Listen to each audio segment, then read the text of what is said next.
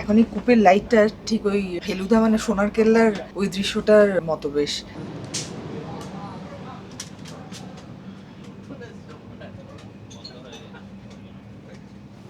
আমি পুরো এলিয়ে গেছি, বেশ বালিশ টালিশ নামিয়ে।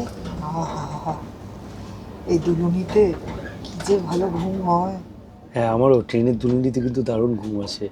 আর এই বাইরে দেখতে দেখতে মানে এখনো পর্যন্ত তো অন্ধকারে কিছু হলো না, এরপরে জানি না।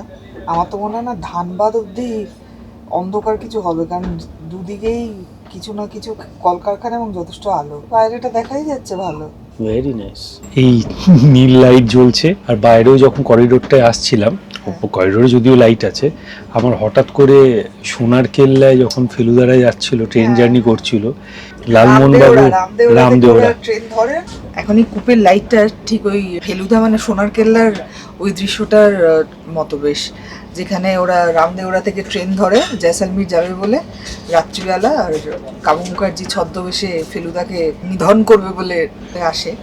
তো সেই বগিতে উঠেই তোপসে লাইট জ্বালায়, দেখে লাইট নেই, তখন ফেলুদা বলে আচ্ছা এই তো ওই নাইট ল্যাম্প মতো ছিল সেটা জ্বলছে। ফেলুদা বলে যে এতেই কাজ চলে যাবে রাত্রির টুকু। তো আজকে এই কূপের আবহাওয়াটা, লাইটিংটা ওরকম হয়ে আছে। এক্স্যাক্টলি, পারলে আবার সবাই দৃশ্যটা দেখে নেবেন। মানে সোনার কেল্লা তো যতবার দেখা যায় কি বলবো, প্রত্যেকবারই নতুন।